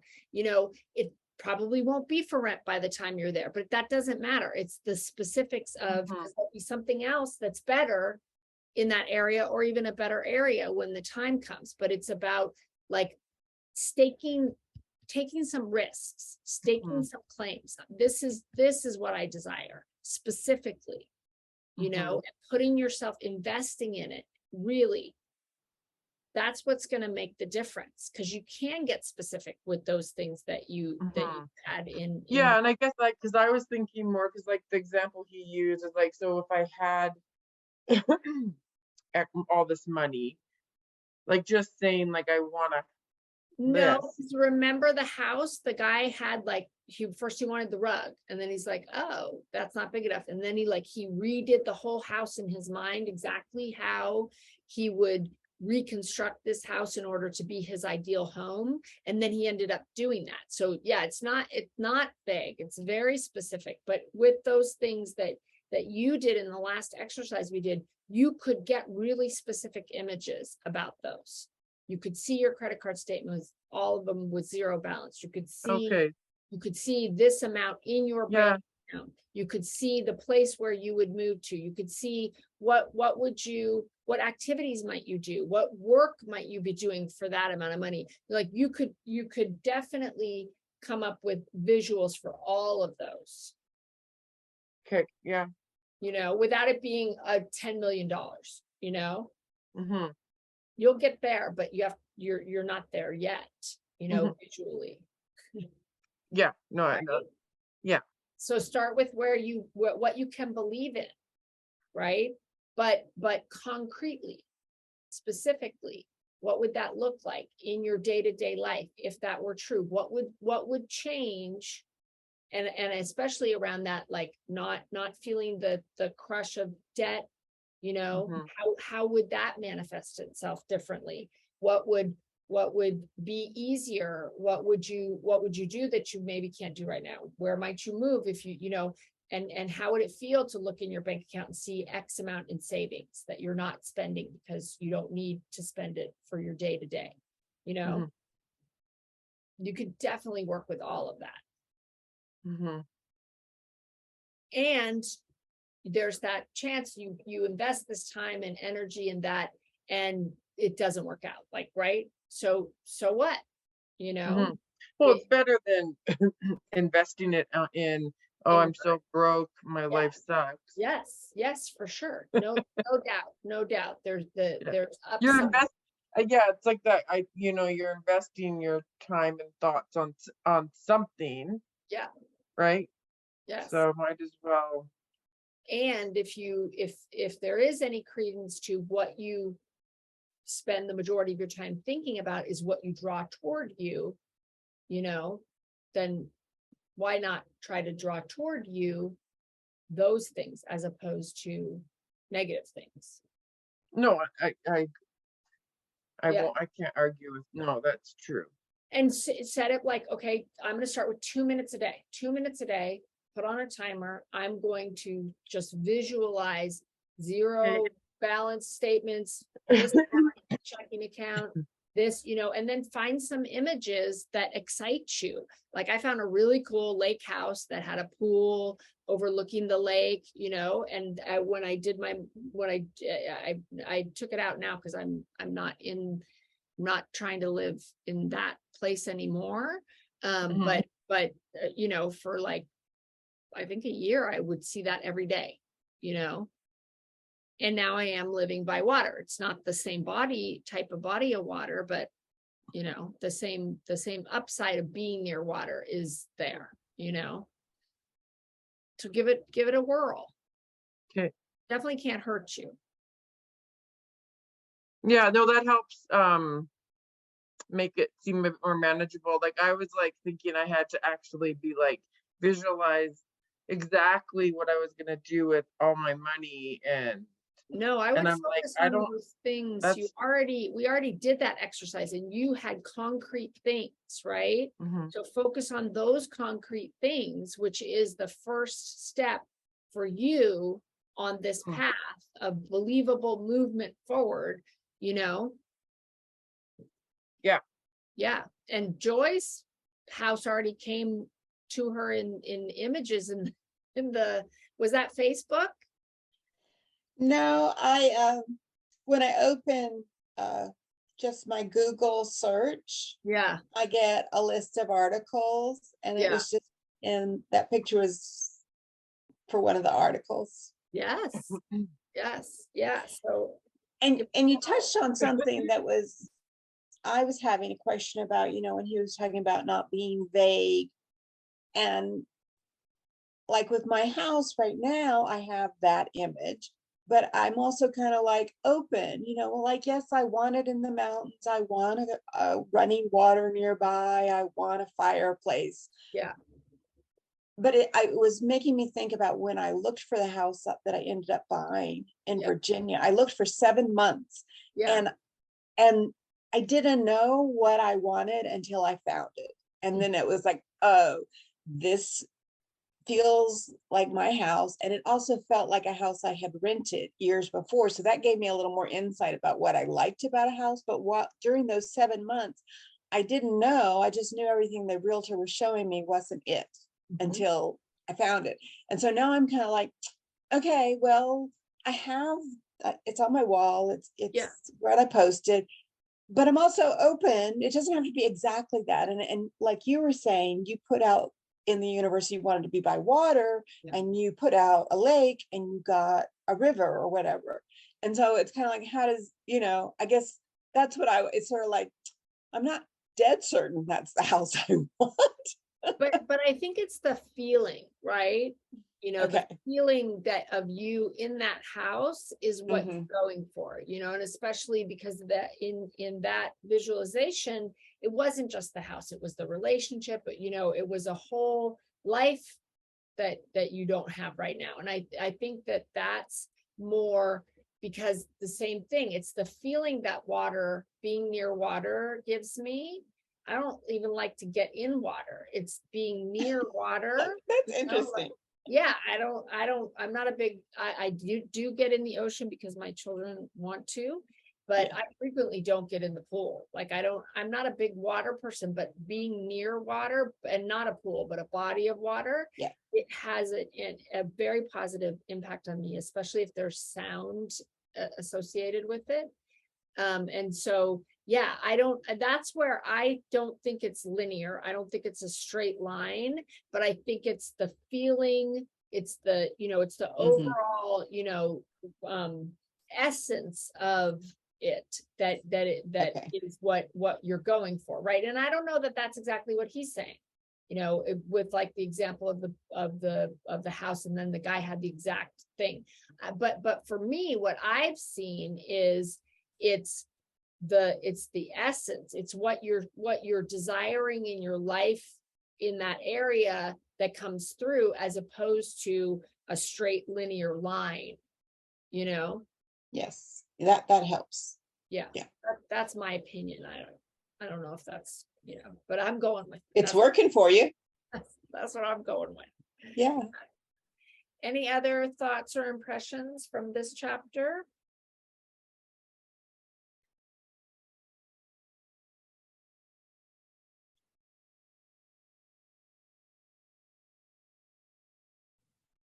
I did have a thought that that really a powerful tool is imagination, because you are putting yourself in it and seeing it and believing it, and that's using your imagination. And I've also, I've often thought that the greatest gift you can give a child is imagination. And this just ties right in with that, because it without it, you can't envision more than what's in front of you. And it's a direct relationship. So nurturing imagination is crucial Yeah. for children. And don't you think it's our instinct? And then, it gets slowly like squashed out of us by so many things. Like our essence and the way we come into the world is to be curious, to be imaginative, to create things that don't exist, and fully invest in them. And then, that gets stripped away as we get older, and all these other ideas come in from the outside and say, no, no, no, and Right. what if those initial instincts are correct? Yeah. Yeah. Yeah. And closer to creation. Yeah. Yeah. And for sure, the whole forward progress of everything is creation. And creation, everything that has ever has come about from someone's imagination. Someone being able to see beyond where we currently are, and being able to have a vision of something more, even sometimes utilizing things that don't exist. When you think about scientific and technological advances, like not even relying on stuff that you can see. Yeah, awesome. And I also, for me, the faith that it's already yours, and that's repeated a lot in a lot of different things that I've read, and that's that same, like, you have only through imagination can you like truly have faith that something that you can't see is yours. To have that's a childlike belief, and that, that's not a bad thing, to be able to really invest in something that you can't see. And I think we take those kind of leaps all the time in safe ways, but we do have faith in things we can't see, and we do believe, like breathing. We don't think about it. We believe we're going to breathe, and we invest our faith in a lot of things. And like people will drive every day and not think anything about it, and then they go to get on an airplane and they're terrified. When in reality you're in much more jeopardy in your car than you ever are in a plane. And obviously, the falling, that would suck, but it's much safer. It's a much safer, mode of transportation, and you don't do it very often. So that even more increases the likelihood that you're going to be just fine. But people get terrified about that, and then they get in their car every day when that's a far, far more dangerous, and much more, because of the frequency, much more likely to be that you are in jeopardy in your car. It's all your mindset, it's all what you can believe, and what you're willing to invest your faith in. Yeah. Can I tell a funny story? Yeah. I just wanted so when I was at my nephew's wedding, we spent a week in Texas. Yeah. And I don't know, and I had imaginary friends who were very prominent in my childhood. And I was talking about them, and I don't know what I said, but my sister said, "That's interesting. I never knew whether you knew they weren't real." And I did know they weren't real, but she did not know that I knew they weren't real. She was like, "Well, you talked about them," and we played games with them. And, I mean, and so it's funny now at our age. She was like, "I didn't know you knew that they weren't real." I thought that was funny. That's awesome. See that you have that skill set in spades. Yep. Yeah, bring it. Oh, yeah. Bring it out. Yeah, I mean, I think, so much of, and in this other book that I'm going to bring, the idea of choice, that like we often imagine we have no choice, and that every, and they advocate in this book, spend some 2, 3, 4, 5 minutes making choice every 10 seconds, so that you can understand that you are like in everything, like getting out of bed, every single thing you do is a choice, and you could not choose it. There might be, consequences for not choosing it, but that we choose constantly, and that we have a choice in everything that we do. And particularly in what we think, and how we interact with our minds, and for most of these things, how we interact with subconscious, and how we interact with what we can't see, and that we have a choice, and that we exercise our choice even when we're choosing to see things, that the idea that we don't have a choice is a choice.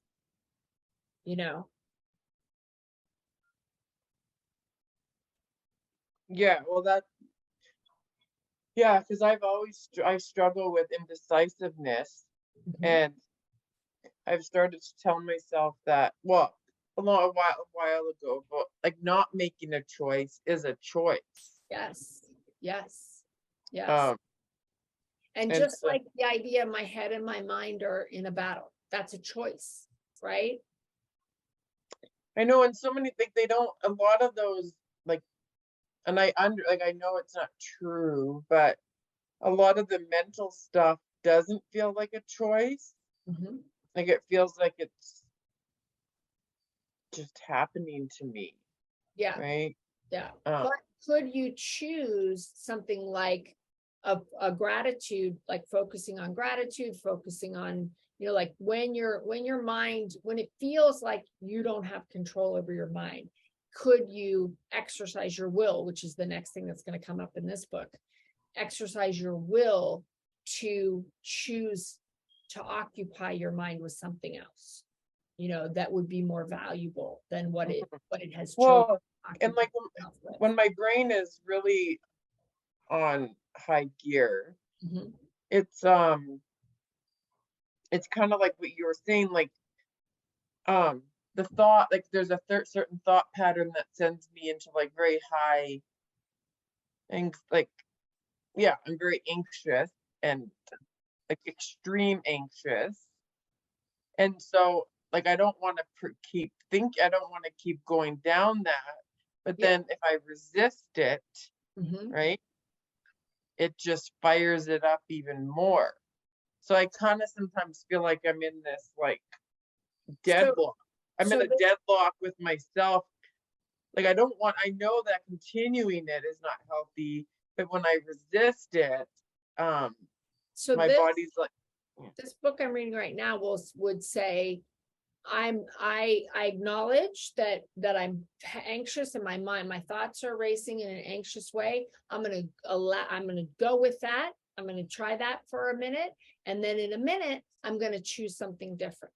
And to let yourself fully be in that place, then try something different and decide from there, what is the next thing that you want to choose. Mhm. You know, and so not to resist it, to allow it and say, oh, I'm in a place of being anxious. I'm gonna give myself an opportunity to be there. And then I'm gonna choose something else. yeah. Oh yeah, like my body would be like my brain, or I would like, and yeah, I'm obviously actively. I make it sound like it's external to me because I'm active. I probably I have a lot more. But yeah, then I'd be like, oh yeah, I see what you're doing there. You're trying to outsmart. You're trying to outsmart it, like and out. Like I'm almost like I think about my thinking about my thinking. Well, and you're Well, also and I start getting. I separation. could. I know. It's almost like the self-awareness is like next, like I'm aware of my awareness of my, and then I critique my own awareness. But Like, but I see a theme of separation, that you're separate, your heart and your brain are separate, you're separate from your thoughts. Your thoughts think that you could yeah, that you're trying yeah, to get the upper hand on them. Your brain is thinking that you're, that like, I mean, and just like I would come up with a list of questions about how can we all work together, and don't answer, what could we do that would lead to more harmony between my thoughts and my brain and my body and my heart and my soul. And don't try to answer it, but just try to come up with a few no, I questions, like that's good. Yeah, around. like I said, like I've spent most of my life like out trying to like, and it's been somewhat successful out, like I can out trick my mind, or like I can, yeah, like do different. But don't you But think that now my leads body, it's to that Mhm. idea that leads to the idea that you have to do that there's something fundamentally not okay about your brain that needs to be tricked, right? Yeah, no, What if that's not true? What if your brain could work together with you and your body and your heart and your soul and create together a life that works for you? Because what if your brain is like, this doesn't work, I'm not going to let you be satisfied or stay anywhere because you put yourself in this box and it doesn't fit you, and your life is too small and it doesn't fit you, and I'm not going to give you peace, because then you would be here forever, right? yeah, no, and that's the thing. My brain is like a big thinker. It wants to be out of the box. Yeah, what And if my and it's my heart's main job is to keep me safe, and it's a but what if they all work together? What if that would create something magical for you? What if your brain is exactly how it's supposed to be for your best and highest good? And the reason that it won't be quiet is because it doesn't see what it needs to be able to thrive in harmony with all of you. What if that were true? What if the reason that your brain isn't on board is because it doesn't see what it needs to see to thrive?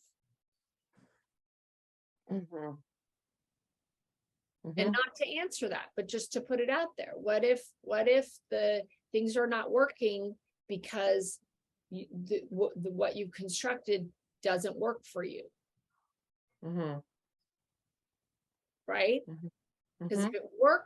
if it works, then you stay where it is, right? And if it doesn't work, then you could, like going back to Lori's point, if it doesn't work, you keep moving until you find something that does work. And so, Mhm. you know, and if you're trying to put a, you know, a leash and a harness on your brain and say, you know, you got to toe the line.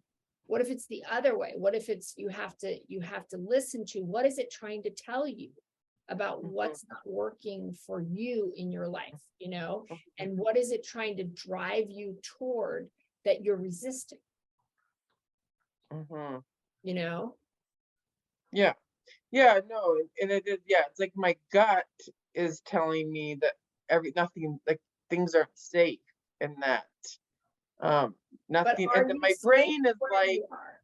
huh? Are you safe where you are? You're not. You're not safe where you are, Yeah. right?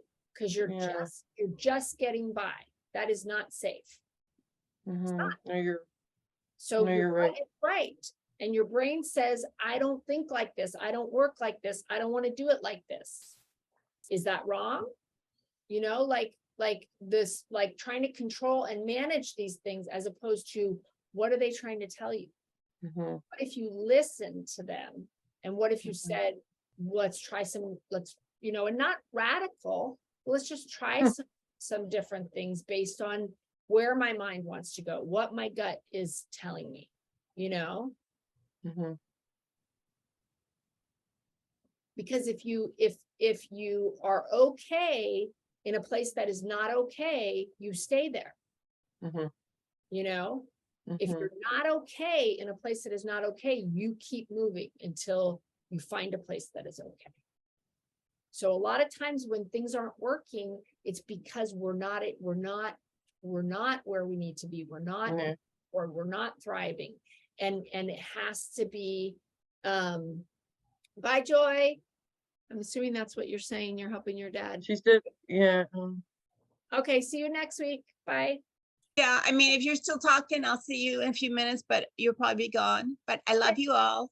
Love you And this is Love- very interesting and enlightening and new avenues to expand our brains. And what you were just talking about, I was only hearing part of it, but it relates so much. I mean, I'm not happy where I am in my life, so I kept trying different things, you know, and I've tried different therapists and eventually would try different jobs when, you know, I got unhappy enough. And so, I mean, I can really Yeah. personally relate to, I just keep trying, and now I'm feeling like I'm finally on a path that is moving me forward to where I want to be. But Mhm. Yeah. And I think when we keep seeing the same I gotta thing, go. yep, bye. Bye. Seeing the Bye. patterns repeat, it's because we're not getting the lesson and because we're still trying to impose our view on the circumstances and force things to go the way we think they should, as opposed Yeah. to trying to be open to what is this driving me to what. And again, I don't believe, well, I do, because I obviously do things radically, but for other people, I don't advocate radical change. Mhm. But I do advocate, you know, like if it keeps happening, Mhm.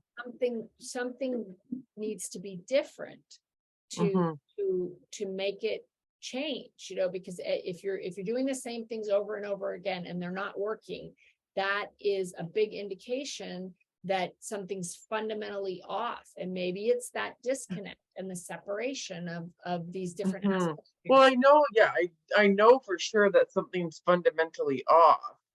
I just, it's like, but not with you. no, I know. Yes, I It's your understand. life, I know, and trying to like, it's just so like trying to put your finger on it, and like, that's the hard part. Yeah. Like I fully acknowledge, yeah. I But what if that the labeling of your anxiety, your thoughts, your brain as negative? What if you tried not doing that? And what if you tried thinking about those as you know, indications that the environment, the structure that you've created in your life doesn't work for all of you. And what more could you do? How could things rearrange themselves to work better for your brain instead of trying to make your brain work better for these environments, and just as questions, not as actions, and to Mhm. see, and what if your gut is saying you don't feel safe because you're constantly in financial jeopardy, and that is not safe, and that's legitimate. So, and what could you do, what's possible to create a different financial reality? And right now what's being presented to you is visualizing, a different, just this next step up of a financial reality that is just basic security, visualizing that in concrete terms a couple minutes a day. Mhm. What if that was, the next step toward doing things differently, looking at things differently, Mhm. different Yeah, it doesn't have to be like so, yeah, like you say, radical and lofty. yeah, but concrete, specific, and consistent, Mhm. right? And exercising your will, that you believe that there is a life where your brain Mhm. feels, like it's thriving, and it's not constantly being criticized and judged and told that it's not okay. And there's a world where your gut feels peace because you're not in jeopardy, Mhm. Mhm. Yeah, no, I just like it because I know I spent like a decade like trying to like pretend like when I was married, Mhm. I would it's like forcing like this like massive like thing into this like little like peg hole. Yeah. And um like I had it down like where we looked like from the street, we looked like a completely like funk. I mean, I tried to make it look as normal as nothing to see here. I'm putting up, see, I'm hanging Christmas lights. And Yeah. so like I tried to, and I spent so long, yeah, trying to make something like What if you're work not that's normal? like I'm trying to jam stuff in that's not working. And like I demand my body like this is what we got to this is what we're doing, and I kind of demand my body to like And your brain? Yeah. What if to like the life you would thrive in, other people would say that's really fucking weird? What if that were true? What if you would be super happy in a life that other people would judge as weird? yeah. What if? I yeah, because yeah, no, I've spent a lifetime of yeah Yeah. trying Yeah. to fit into the mold. So I would also recommend then to you my brother's book, Normal Sucks. That's your brother? Yeah, Oh, my younger brother. he wrote a book. He wrote 3, but his last one. It's a good book. I Yeah. very much enjoyed it. Yeah, and Normal. the audio version he reads. Oh, he reads it. Yeah, That's he reads it. interesting. Yeah, he reads it. But I would recommend that book because I think that some of these same constraints, are, and even The Short Bus, which is the book before that, I would read The Short Bus and is it Normal People Suck or Normal Sucks? Normal Sucks, right? Normal stuff. Yeah. Yeah. Awesome. But because that the number of people whose lives are destroyed by the fallacy of normalcy, and trying to fit into that, peg hole, and how much of No. them gets chopped off, it's tragic. And again, going back to the asset-based thing, we can only build a life out of who we are and what we have, and by focusing on the full half. Yes, there's an empty half in everything and everyone, but there's nothing there for us. Everything is in the full half, and everything expands from the full half of who you are and what you can do. And so that piece of like, maybe all of this is about the rejection, the fundamental rejection by you of Mhm. you. And what happened if you stopped rejecting you and you started embracing you? And what if you created a life for who you really are, not who other people want you to be or who you think you should be? Mhm. Yeah. Yeah, no, and I think yeah, obviously, and I know I'm not alone in this, like the reason why we keep doing the same thing is because that's all we know, Yes. right? Like I don't even know, like I don't even know like what it would. And it's what we're told. It's what we're told that we should want, that we should be, that we should do. And again, going back to there is an interest, a financial and a power interest in people with money and power to have us running around, rooting around in the ground, looking for nickels, trying to fit in to what we're supposed to fit into, you know? Mm-hmm. So Yeah, and I just yeah, like even as an act of rebellion, the idea that oh yeah, I'm all about rebellion. yeah, but that, not how are you by trying to constrain yourself physically, mentally, in what you desire, even, Mhm. how are you feeding into other people's desire to keep you down and keep all of us down, you know? Mhm. Yeah. But I would definitely listen to that book or read it, whatever's more enjoyable for you, because it definitely sheds light on these issues from the perspective of how the pursuit of normalcy really separates us from ourselves, and the damage that does, to our soul, but also our enjoyment of our life, Which Mhm. book are you talking about now? My brother's book. I thought. maybe. Yeah. That and the one before, The Short Bus. They're both The Short Bus. yeah. So his first book was um That's is amazing.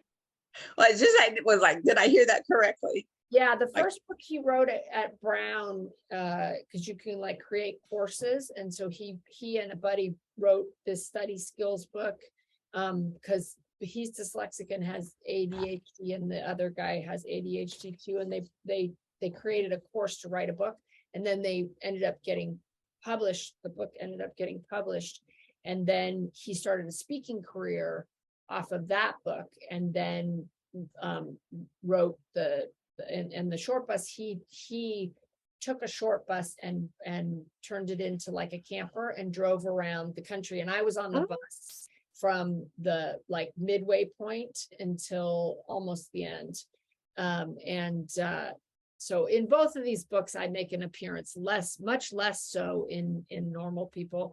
No, Normal sucks, but in the short bus I'm a character, so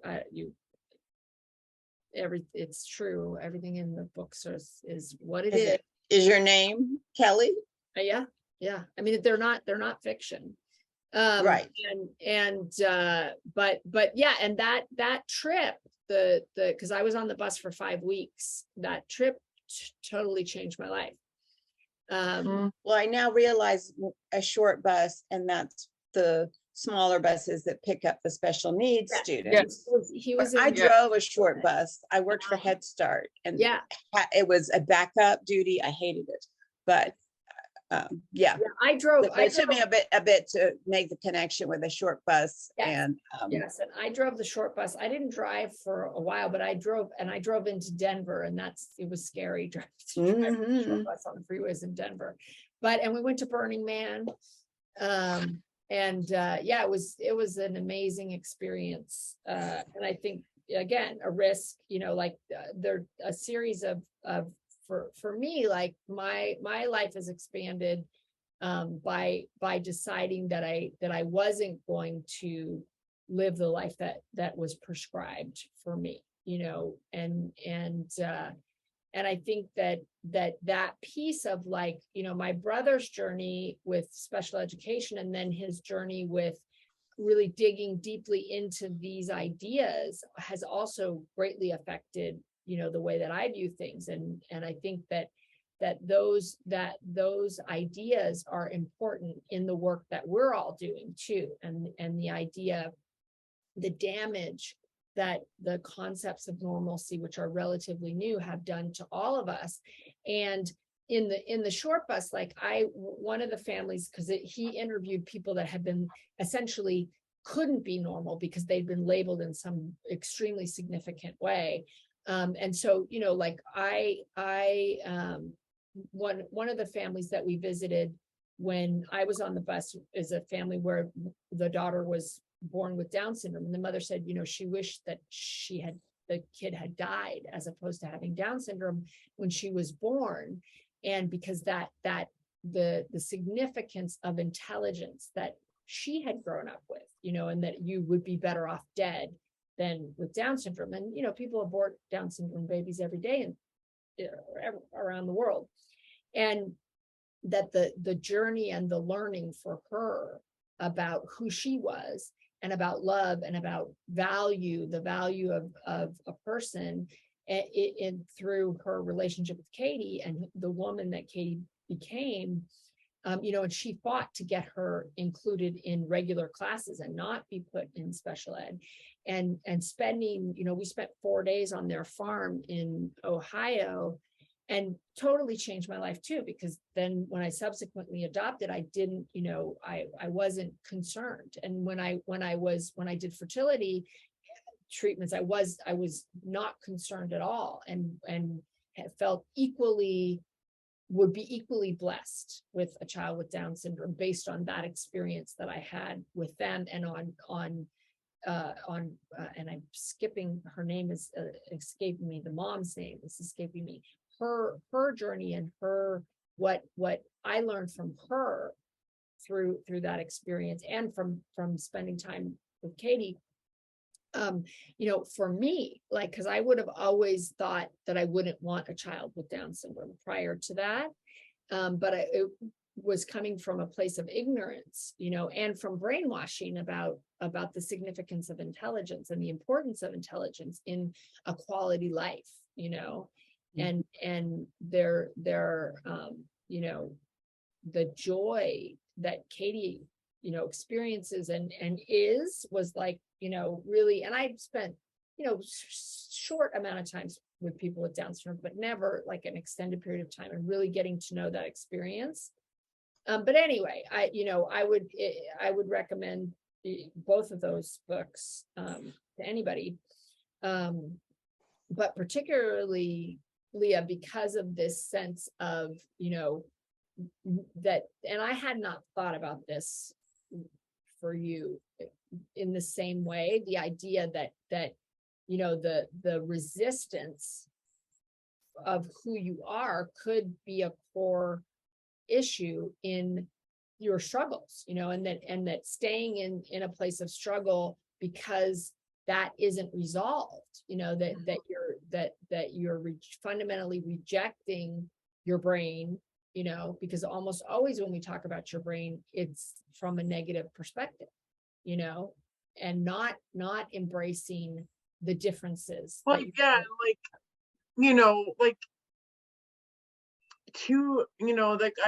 I don't know. Yeah, there's a love-hate relationship with my brain. Yeah. Prior to like two years ago, like prior to COVID, like I was doing I was a lot better. Yeah. And so it's like I talk about it, and some people don't really, they might not grasp what I'm saying, but like I feel like I have like a switch in my brain, right? And like when it's on, when I'm on, it's like great. Mm-hmm. I actually really do enjoy my brain. Mm-hmm. And when it's off, it's not. Yeah, this So, is so I would just observe and ask yourself, what is great about my brain when it's off? when it's off. Yeah. What is great about my brain when it's off? What value does my brain have when it's off? You know, because there's stuff there, you know, there's something there. And I think, like, you know, when we can't, when we see the same thing over and over and over again, it's because there's something there that we're not getting. Right. And it doesn't have to be a bad thing. It could be what's right about this situation that I'm not seeing. What's right about me in this situation that I'm not seeing. You know, what can I create from this situation that I'm not seeing? Well, yeah. That's And just and I've definitely thought of this before. Because like it's a pattern for like of how I see it. It's a pattern of on and off, right? But every decade, my brain goes off. That like off, yeah. whatever. Like The that's value just it's not. It's just like a very metaphorical. And I do feel like it's like it's everything trying to slow down and like sort stuff out. Yeah. So yeah, like when my brain is if my brain was on, I probably would not be part of this group right now. Because I would be like, I would not make time for it. Yeah. Yeah. Right. Because I'd be off on like Yeah. I would be doing I just wouldn't prioritize it.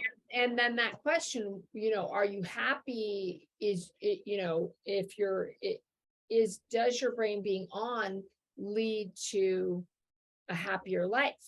You know, has it, you know, and so what, maybe it's the integration. And I don't know the answer to any of these questions. No, obviously, yeah.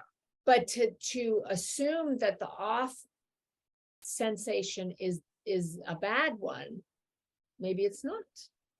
No, yeah, and I think when on just means that I don't slow down enough to like sit in my shit, right? Right. Like it's on a different like yeah kind of if you have a lifetime of shit that you need to deal with, is that good for you to be able to but I've been very good at run like kind of like my shit's here and I run like I just run right past it and now they're kind of they're in the same lane now. So how could that be a value? And we should end, but you know, like to when you hear a judgment, see if you can come up with a question about that creates space instead of constriction. So when you hear a judgment of yourself, your life, your brain, your body, your anything, allow it. Say, I see that I'm feeling that way. I'm thinking that I'm whatever it is, and then try to add in a question that creates space and energy for what that might be trying to communicate to you.